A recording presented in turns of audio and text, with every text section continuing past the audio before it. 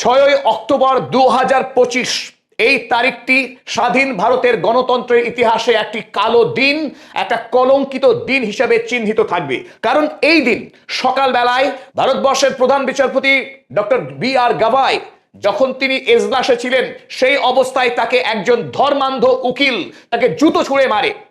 এই জুতো ছুঁড়ে মারার ঘটনাতে সারা ভারতবর্ষের মানুষ স্তম্ভিত। রাহুল গান্ধী বিরোধী দলনেতা বলেছেন, প্রধান বিচারপতিকে জুতো ছুঁড়ে মারার ঘটনা আসলে ভারতের বিচার ব্যবস্থা এবং ভারতীয় সংবিধানের মূল্যবোধের উপরে হামলা। परमात्मा ने मुझसे जो कराया वो मैंने किया, मेरा कोई वो उसमें काम नहीं था, मैं करता नहीं, महज साक्षी था, जो हुआ वो हुआ।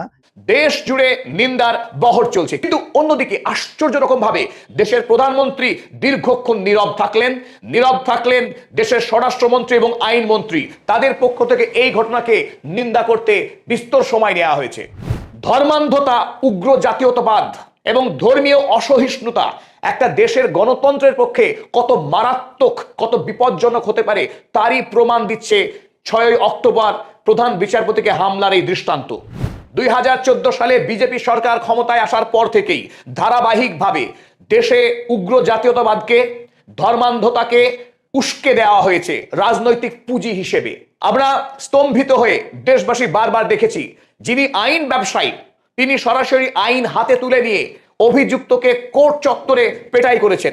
আইন লঙ্ঘনকারী আইন ব্যবসায়ীদের বিরুদ্ধে সরকার মুখে কুলুপ এঁটে থেকেছে, তাদের বিরুদ্ধে কোনো ব্যবস্থা গ্রহণ করেনি, কারণ তারা দেশের সরকারের সমর্থনকারী, তারা উগ্র হিন্দুত্ববাদী ভাবধারায় বিশ্বাসী। দেশের সংখ্যালঘু মানুষকে ধারাবাহিকভাবে কণ্ঠরোধ করা হয়েছে।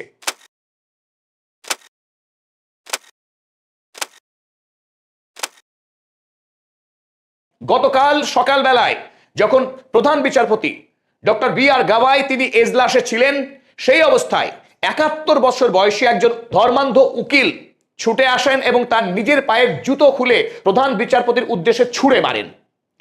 এই অবস্থায় তিনি স্লোগান দিতে থাকেন যে সনাতন ধর্ম কি অপমান নেহি সহেগা হিন্দুস্তান। একজন আইন ব্যবসায়ী প্রধান বিচারপতিকে ধর্মীয় স্লোগান দিয়ে জুতো ছুঁড়ে মারবেন? কল্পনা করা যায় একটা গণতান্ত্রিক দেশে মানুষের মধ্যে ঘৃণা, ধর্মীয় অন্ধত্ব কি গভীরে গেলে পরে এই ধরনের আচরণ একজন মানুষ করতে পারে।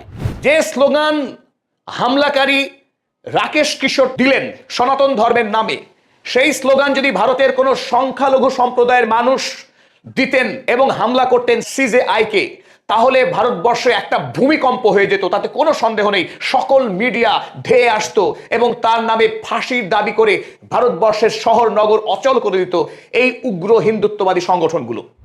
ভারতবর্ষে 2014 সালের পর থেকে ধারাবাহিকভাবে দেখা গিয়েছে উকিলদের একটি অংশ যারা শাসক দলকে সমর্থন করে, তারা বারবার আইন হাতে তুলে নিয়েছে। তারা বিচার ব্যবস্থার প্রতি কোনো ধরনের সম্মান রাখেনি। কারণ কোর্ট চত্বরে আমরা দেখেছি কানহাইয়া কুমার যখন জেএনইউ এর ছাত্র নেতা, যখন তিনি বন্দী হলেন, পাটিয়ালা কোর্ট হাউস চত্বরে একদল উকিল তাকে বিভৎসভাবে পেটাই করেছে। এই উকিলদের সরকার কোনো রকম আইনানুগ ব্যবস্থা গ্রহণ করেনি, তারা শাস্তি পায়নি। ফলে উপর্যুপরি এই ধরনের সরকারি নিষ্ক্রিয়তাতে একদল আইনজীবী তাদের অধ্যত্বের সীমানা পেরিয়ে গেছে। তারা ভারতবর্ষের যে গণতান্ত্রিক ব্যবস্থা, ভারতবর্ষের যে ধর্মীয় নিরপেক্ষতা, তার উপরে আঘাত হানছে। কারণ জাস্টিস বি.আর. গাভাই তিনি একজন দলিত, তিনি একজন বৌদ্ধ ধর্মাবলম্বী মানুষ, সুতরাং তাকে আক্রমণ করা যায়, তাকে জুতো ছুঁড়ে মারা যায়। ভারতবর্ষে ধারাবাহিকভাবে যেভাবে সংখ্যালঘু মানুষদের বিরুদ্ধে ঘৃণাকে উস্কে দেওয়া হয়েছে, সরকার ক্ষমতায় আসার লোভে ভারতবর্ষকে হিন্দু, মুসলিম এবং মাইনরিটি, মেজরিটি নানান ভাগে ভাগ করেছে বারবার। তারই ফলে ভারতবর্ষে আজকে একটা বিষ বৃক্ষে পরিণত হয়েছে। ভারতবর্ষের গণতন্ত্রের সবচাইতে পবিত্র যে কক্ষ, আর সেই পবিত্র কক্ষের সব থেকে সম্মানীয় যে ব্যক্তি, তিনি আক্রান্ত হচ্ছেন সামান্য একজন উকিলের হাতে। ভারতবর্ষে ধর্মীয় সহিষ্ণুতাকে সরকারি প্রশ্রয়ে ভেঙে খান খান করা হচ্ছে। উত্তরপ্রদেশে আই লাভ মোহাম্মদ এই ধরনের একটা নিরীহ কথা লেখা একটা প্লাকার্ড ধরার অপরাধে সরকার সরাসরি ক্র্যাকডাউন করেছে। 1300 যুবককে গ্রেপ্তার করেছে, অসংখ্য যুবকের নামে এফআইআর হয়েছে। অথচ ধর্মচারণ করা, ধর্ম পালন করা ভারতবর্ষের সংবিধান স্বীকৃত একটা অধিকার। সেই ধর্ম পালন করার অপরাধে সাম্প্রদায়িকতা উস্কে দেয়া হচ্ছে, এই অভিযোগে এই যুবকদের বিরুদ্ধে আইনানুগ ব্যবস্থা গ্রহণ করছে দেশের সরকার। অথচ আশ্চর্যজনকভাবে সেই রাজ্য সরকারের মুখ্যমন্ত্রী তিনি গর্বের সঙ্গে তার ধর্ম পালন করেন এবং ধর্মীয় বস্ত্র পরেই তিনি দিন যাপন করেন। তার ধর্ম পালন যদি অপরাধ না হয়, সেটা যদি গর্বের হয়, তাহলে ভারতবর্ষের সংখ্যালঘুরা তার ধর্ম গর্বের সঙ্গে পালন করবে। এতে সমস্যা কোথায়? এই ধর্মীয় মেরুকরণের রাজনীতি ভারতবর্ষের গণতন্ত্রের ভিতকে সবচাইতে বেশি দুর্বল করে দিয়েছে। আক্রান্ত হচ্ছে ভারতবর্ষের সংবিধান, বিচার ব্যবস্থা। দিল্লি পুলিশ এই হামলাকারীকে 3 ঘন্টা জিজ্ঞাসাবাদ করার পর তাকে তার বাড়িতে ফিরিয়ে দিয়ে আসে। এমনকি যে জুতো জোড়া দিয়ে হামলা করেছিলেন প্রধান বিচারপতিকে, সেই জুতো জোড়াও সযত্নে তার বাড়িতে ফিরিয়ে দিয়ে আসা হয়।